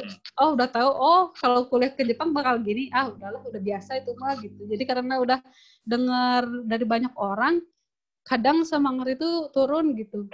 Nah, kayak ya kalau saya sih termasuk orang yang kayak gitu, kalau semakin banyak cerita dari orang malah jadi nggak jadi gitu. Nah, terus udah gitu yang ketiga, jangan lupa belajar bahasa Inggris karena memang penting banget gitu. Ya at least dapat skor IELTS 5,5 aja udah lumayan gitu. Jadi kemarin berapa nih? 5,5. Seongkosin yang penting mah memenuhi persyaratan gitu. Nah, terus udah gitu rencanakan penelitian, jangan lupa. Nah, itu juga sedetail mungkin, nggak harus berlibat, nggak harus kayak penemuan baru, nggak harus yang penting tahu gitu kalian itu mau ngapain di sana, penelitiannya tentang apa, atau enggak kalau udah tahu profesornya, misal profesor ini tinggal mau ngelanjutin kayak gimana gitu. Soalnya kadang rencana penelitian ini pas kita udah kuliah kadang jadi beda gitu, gimana dosennya. Nah, terus yang terakhir tuh ya, tetap semangat gitu, gambate. Jangan sampai kita tuh udah jatuh, udahlah, kayaknya saya nggak bisa deh. Padahal sebenarnya masih banyak peluang besar gitu. Nah, saya ingat banget gitu, kata dosen saya, kata Bu Rahmita, orang yang merugi itu adalah orang yang udah terjatuh, udah dia nerima aja terjatuh. Tapi orang yang hebat itu adalah orang yang udah jatuh, terus dia bangkit, bahkan dia berlari, udah nggak pernah jalan lagi gitu. Jadi ya itulah, tetap semangat gitu selama mencari beasiswa. Nah, setelah mendapatkan beasiswa juga, semangatnya jangan turun. Jadi setelah menjalani sekolah SD,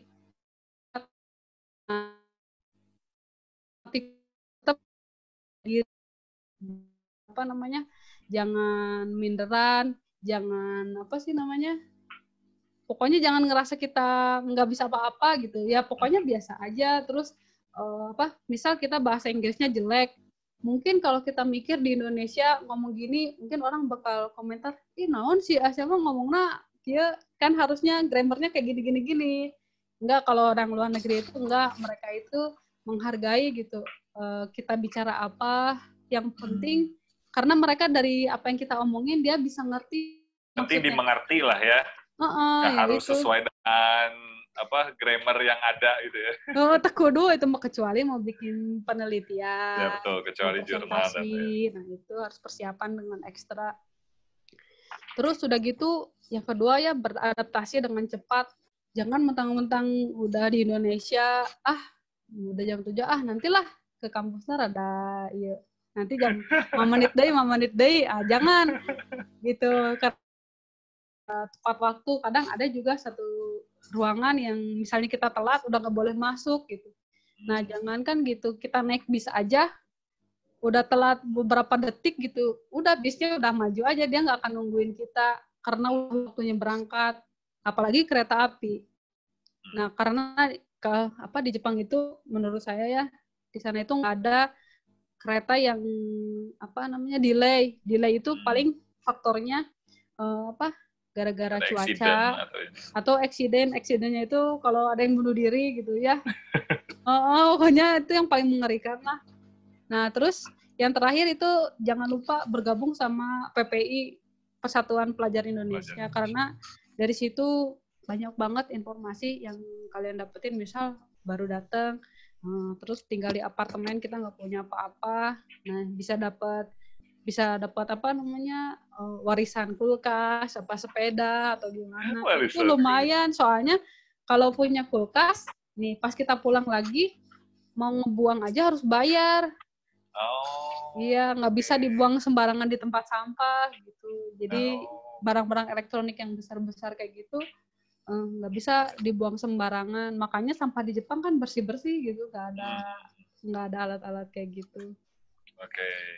Nah, itu sih pengalamannya tentang apa yang saya punya di Jepang. Mantap.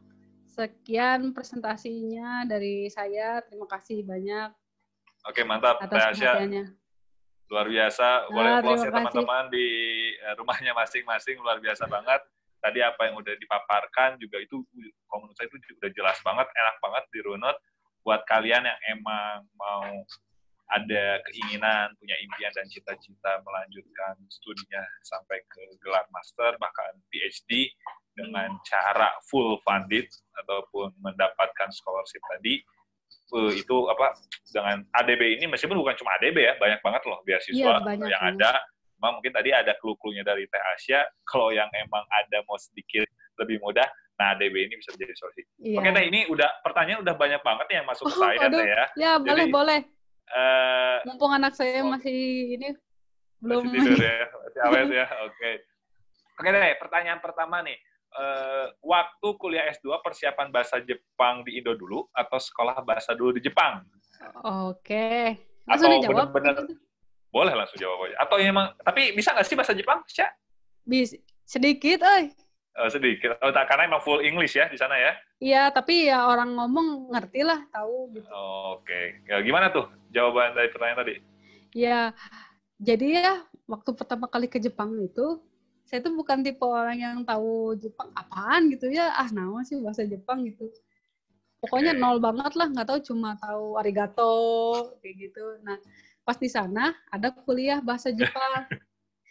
Bahasa Jepang yang apa? Jadi ada kuliah 3 semester. Jadi Japanese 1, 2, 3. Nah, itu tuh kalau misalnya kita belajar yang tahu bahasa Jepang ya ada buku Nihongo apa? 1 atau Nihongo 2 gitu. Bukunya buku Nihongo 1 sama Nihongo 2. Nah, itu tuh cuma sampai N4. Ya standarnya gitu kalau misalnya kita mau tes bahasa Jepang. Nah, dari situ baru bisa bahasa Jepang. Belajarnya di Jepang gitu. Itu udah jadi, termasuk belajar. Pas di Indoma emang benar-benar hanya memanfaatkan bahasa Indonesia dan bahasa Inggris ya. Dan itu pun malah sampai kuliah pun jadi bahasa Inggris terus. Masih bahasa Inggris terus ya. Nah, jadi buat teman-teman jangan khawatir nih, misalnya mau kuliah di Jepang, atau di Prancis, atau di Jerman, waduh nanti bahasa gimana? Minimal kita menguasai bahasa Inggris aja. Karena bahasa Inggris kan penyelamat ya, karena udah jadi bahasa internasional, jadi udah cukup lah. Tapi kan saya cuma bermodal bahasa Sunda, yang mangga we kuliahnya di Cianjur. Cianjur. Oke, mantap ya. Oke Teh, ada pertanyaan selanjutnya nih. Iya, boleh. Teh mau nanya, awal mula bisa bekerja di Pertamina gimana? Wah, kalau yang ini mungkin saya hold dulu pertanyaannya, karena insya Allah bulan depan akan ada materi tentang oil and gas kembali, khususnya luar biasa. Kerja di Pertamina dan cara masuk di Pertamina. Ini langsung orang HRD-nya Pertamina nih, anak Sidiki itu Pertamina. HRD sih Eta. Dia orang HRD. Jadi alhamdulillah salah satu teman kita juga, kakak kalian pun, dia lulusan sipil, tapi dia di bagian HR ya, di bagian departemen HRD-nya, di General Service di Pertamina EP. Nah, insya Allah, bulan depan, tunggu aja, di episode Hayu Belajar Bareng Kimasnya, ditunggu aja ya. Jadi, takutnya nanti dijawab sekarang, nanti Sidiki kasihan lagi. Iya, nanti habis pertanyaan. Oke, Lisha, lanjut pertanyaan selanjutnya nih. Ya, boleh. Bagaimana rasanya bekerja di engineering field sebagai perempuan? Nah, itu yang pertama, yang banyak banget nih pertanyaannya, hebat nih. Lalu itu dulu deh, gimana? Oh, kalau perempuan sih sebenarnya dari kuliah kan sebenarnya kan perempuan cuma bertujuh juga dulu. Betul. Kalau Bertujuh saya kita, ya? sih kalau perempuan sih sebenarnya enak ya, jadi diistimewakan gitu apa-apa. Cuma kadang suka ini dia suka kadang suka nyepelein gitu, apa sih perempuan gitu, ini sok tahu. Tapi keunggulannya perempuan itu karena cerewet gitu ya, jadi bisa ngelobinya kalau kontraktor kayak gini apa-apa kayak macam-macam kan bisa lapor kemana-mana, bisa ngomong. Jadi kita meskipun sendiri tapi bisa tetap struggle gitu. Jadi salah satu intinya itu ada komunikasi tadi ya. Gender is not problem, but ketika masih bisa komunikasinya itu udah jadi kunci ya. Iya, yang penting itulah jangan ngerasa saya perempuan saya nggak bisa apa-apa, jangan. Oke, good. Nah, lalu pertanyaan selanjutnya ini bagaimana perbedaan bekerja saat masih sebagai lulusan di Polban, D4 Polban, dan sebagai lulusan universitas dari Jepang. Oh. Gitu deh. Aduh, saya kan belum kerja ya, ini masih jadi ibu rumah tangga. Keburu lahiran ya? Iya, keburu lahiran soalnya ya? Saya langsung bekerja jadi ibu rumah tangga ini. Oke.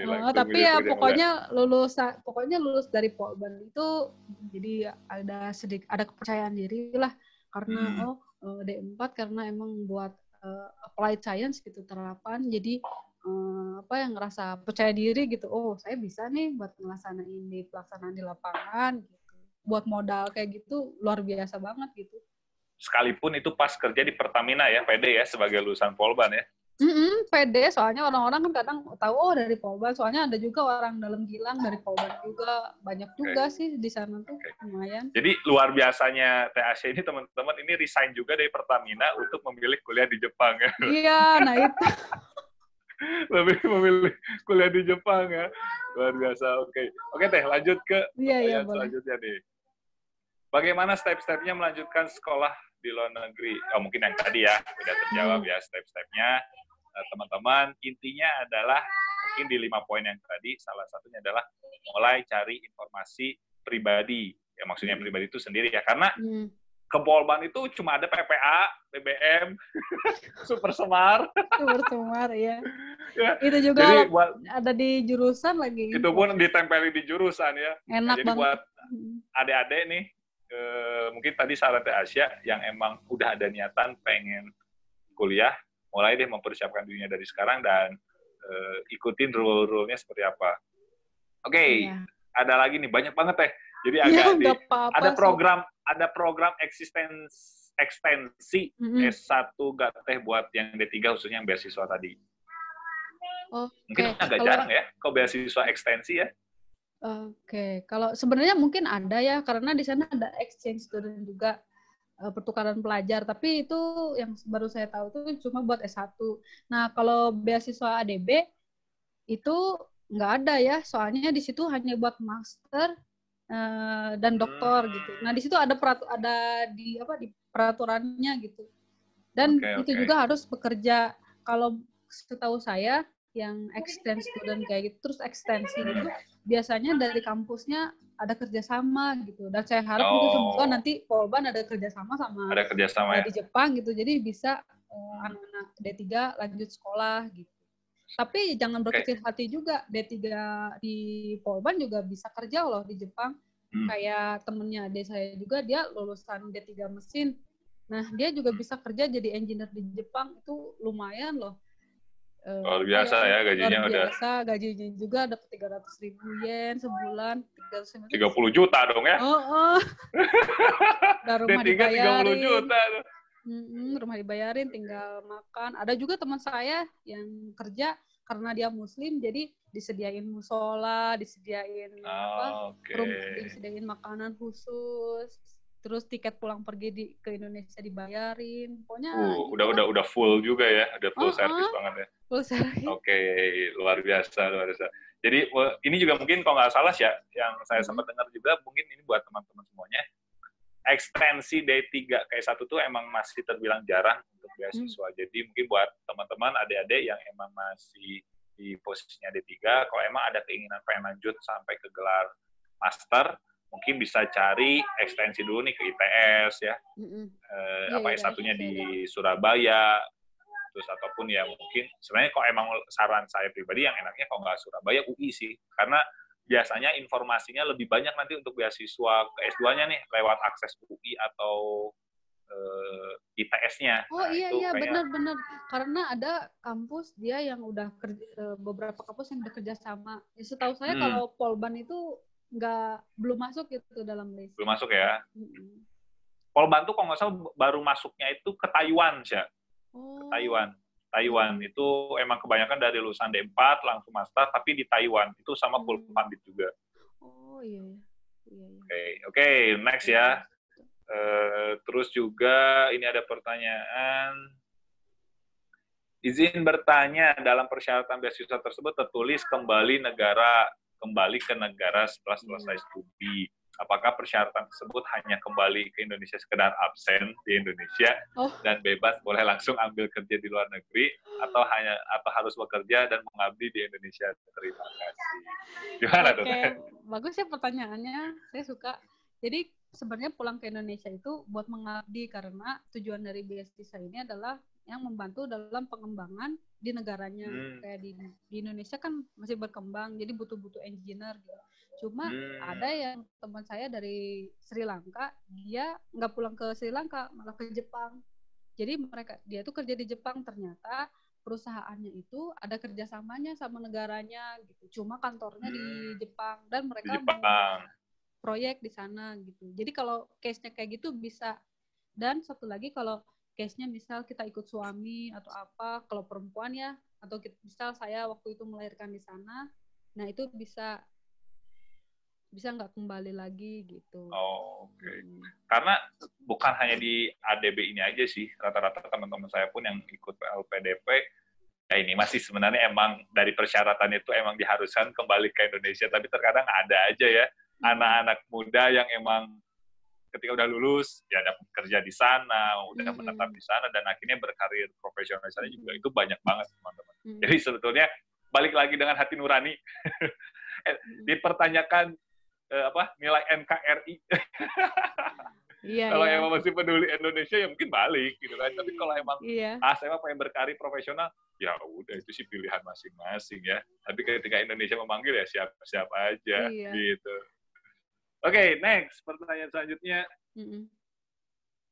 adalah bagaimana cara menyesuaikan diri dengan lingkungan waktu pertama kali kuliah di Jepang? Pastikan kuliahnya sulit, tapi apa yang membuat Teteh bertahan sampai lulus mendapat gelar master? Luar biasa. Iya. Pertama kali ke Jepang itu yang pasti itu ya jauh banget sama Indonesia gitu. Yang di Indonesia kan udah biasa orang-orang parkir di pinggir jalan, salurannya udah biasa kebuka, atau banyak motor, terus polusi. Pas begitu sampai di Jepang, bus kayak wah ini tempat apaan gitu, rapi banget gitu ya, terus udah gitu peraturannya strict. Sebenarnya pas waktu pertama kali datang ke Jepang itu ada sih perasaan takut, nggak bisa bicara, nggak bisa ngikutin pelajarannya gitu. Nah ternyata enggak, kita jangan takut gitu, di sana kita ada temen gitu, jadi kita bisa ngobrol sama teman-teman kita gimana caranya nyelesain masalah kalau di kampus gitu. Dan di sana itu enaknya kalau misalnya kita nggak ngerti nih, ada teman saya tuh baik banget, jadi dia tuh mau datang ke apartemen saya ngajarin, saya nggak ngerti gimana, terus pas saya nggak ngerti ngomongnya harus kayak gimana, tuh ngajarin, kayak gini Asia bicaranya, kayak gini gitu, akhirnya jadi tahu gitu. Nah selain itu juga waktu pertama kali ke Jepang, saya tuh takut kemana-mana, karena naik kereta takut, karena ada gaptek nya apa, terus naik bis juga takut, aduh ini gimana bising nyasar. Nah ternyata enggak, selama saya juga diajarin sama adik saya ya, waktu itu adik saya lagi main ke Saitama, diajarin Asia ini sok tuh pergi aja, yang penting ada koneksi internet. Ternyata di Jepang itu kalau kita buat traveling, nah pakai Google Map aja udah cukup gitu. Di situ dikasih tahu berapa harganya, terus berapa naik apa aja, berapa lama nyampenya, dan itu tuh presisi gitu, semuanya udah tepat gitu. Jadi ya itulah, udah enak banget sama fasilitas di sana. Oh, anak saya udah bangun.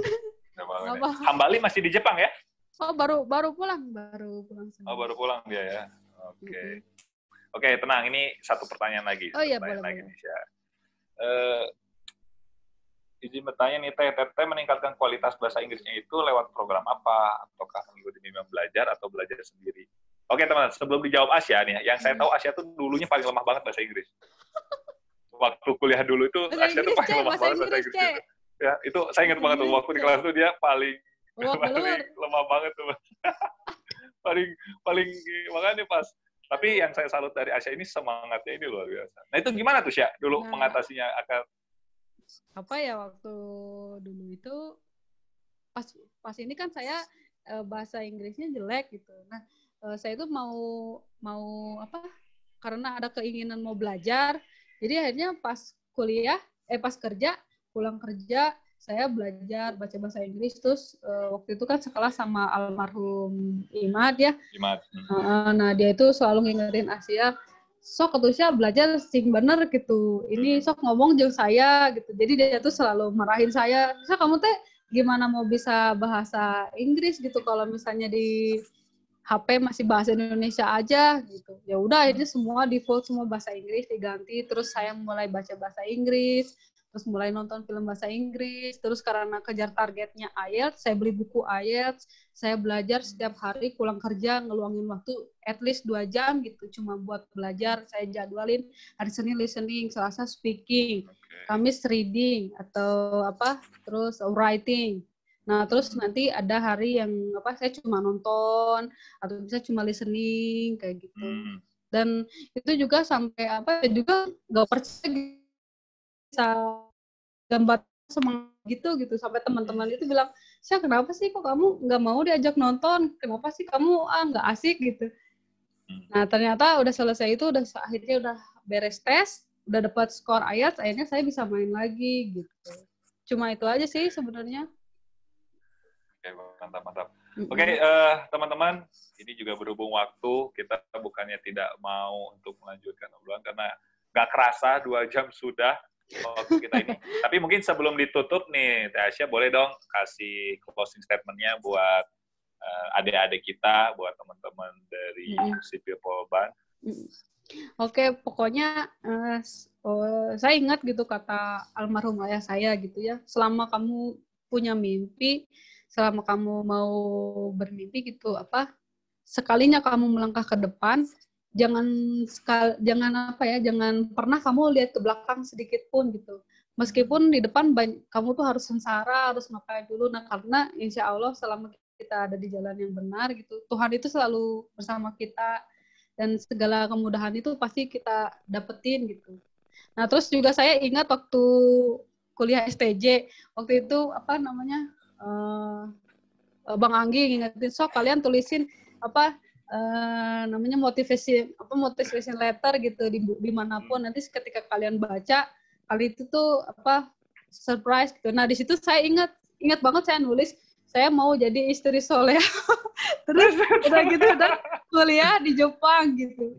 Dan akhirnya kemarin waktu beres-beres buku pas itu dibuka, wah ternyata mimpi saya udah terwujud gitu, benar. Terwujud ya. Kalau misalnya kita mungkin dulu iseng gitu ya, tapi pas sekarang kita baca lagi itu kayak kok jadi benar ya, jadi terrealisasi ya. Aduh, atur nuhun Bang ya.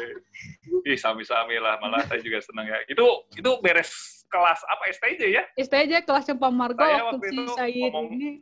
Oh iya, si Said. Waktu marah teh. Marah ya. Oh iya benar. Jadi lucu juga sih itu. Ada salah satu teman kelas kita tidur dimarahin sama dosen, sama Pak Sumatko. Beliau terus juga salah satu guru besar di Polban, terus nggak mau ngajar lagi, akhirnya pulang. Wah, itu kan akhirnya saya ngajak forum teman-teman ya, saya ngajak forum kelas, akhirnya yuk ya berusaha untuk menyadarkan lah ya, biar kejadian terulang. Dan akhirnya saya ingat banget tuh, saya nyuruh teman-teman sekelas, kita kok gini-gini aja mau jadi apa, yuk kita bareng-bareng deh nulis impian kecil kita apa dan impian besar kita apa. Dan mungkin salah satunya Asia ini menuliskan pengen kuliah di Jepang ya sih. Oh, luar biasa, Masya Allah. Dan sekarang alhamdulillah sudah menikah gitu, jadi luar biasa ya. orang istri luar biasa. Sekarang lagi berjalan, nah itu lagi berusaha. Oke, mantap. Thank you banget Teh Asia atas waktunya, sharingnya di tengah kesibukannya. Dan buat teman-teman, tadi apa yang udah disampaikan sama Teh Asia, jangan hanya lihat keberhasilannya Teh Asia, tapi lihat ya tadi portofolio perjuangannya gimana, naik turunnya, gagalnya berapa kali, nggak sekali loh, itu gagalnya 3 kali gagal, tapi akhirnya karena tadi mungkin moto hidupnya sekali udah ngeliat ke depan, ya jangan sampai ngeliat ke belakang, hajar terus saja ke depan selama itu baik dan untuk mengejar impian-impian kita. Nah, buat teman-teman juga yang emang mempunyai sebuah impian, baik itu ke dunia profesional, ingin juga menuntut ilmu kembali sampai ke master ataupun ke PhD, ya persiapkanlah dari sekarang. Jangan sampai menyesal ataupun jangan sampai ya udah gimana nanti deh gitu ya. Kalau emang kalian ada keinginan, go ahead gitu loh. Jangan sampai menyerah hanya karena ketakutan sesuatu yang belum pasti si ketakutan itu terjadi, ataupun jangan sampai menyerah kepada sesuatu yang sebetulnya mungkin itu hal sepele gitu teman-teman. Ya. Dan saran yang terakhir kalau dari saya, buat kalian yang mau ngambil S2, saran saya sih usahakan jangan langsung ya. Jadi kalau bisa sih kerja dulu setahun, 2 tahun, karena pengalaman di lapangan itu sangat membantu ketika kalian nanti mengambil pendidikan di jenjang master ataupun ke S2, S3 nanti. Ya, karena kalau hanya berdasarkan lulus D3, lanjut S1, beres S1, lanjut S2, langsung, itu kalian nggak akan ngerti apa-apa nanti di industri, dan akan sulit perusahaan menerima kita. Tapi kalau kita udah punya portofolio, kayak tadi Teh Asia punya pengalaman di Pertamina, melanjutkan S2, itu saya yakin buat nyari kerjaan itu nggak akan sulit. Polban aja pasti kayaknya langsung nerima nih, kalau butuh dosen kayaknya nih. Amin. Ya, Oke, teman-teman, Teh Asia, terima kasih banyak sekali lagi atas waktunya. Sehat selalu, sukses selalu. Semoga apa yang dicita-citakan dan apa yang selama ini dipelajari bisa bermanfaat buat umat. Dan buat adik-adik, tetap semangat. Terima kasih atas perhatian dan semangatnya selalu 1 bulan terakhir ini. Semoga semangat ini bisa terus terjaga istiqomah sampai ke bulan-bulan berikutnya. Dan mohon maaf atas segala kekurangannya. Terima kasih, saya kembalikan kepada host. Mangga Teh. Ya, terima kasih kepada Kang Anggia selaku moderator, dan terima kasih juga kepada Teh Asia selaku narasumber yang sudah memberikan materi dan menjawab pertanyaan dari teman-teman semua. Nah, sekarang saya akan membacakan beberapa poin yang saya dapatkan, yang dari yang tadi Teh Aisyah sudah sampaikan. Yang pertama, kalau kita sungguh-sungguh, pasti ada jalannya, apalagi buat pendidikan. Yang kedua, jangan takut masalah keterbatasan berbahasa, karena lama-kelamaan kita akan terbiasa, tapi jangan lupa belajar bahasa Inggris. Selanjutnya, jangan lupa membaca dengan seksama. Lalu, selama bisa berkomunikasi, gender itu tidak terlalu mempengaruhi. Jangan lupa percaya diri dan tetap semangat.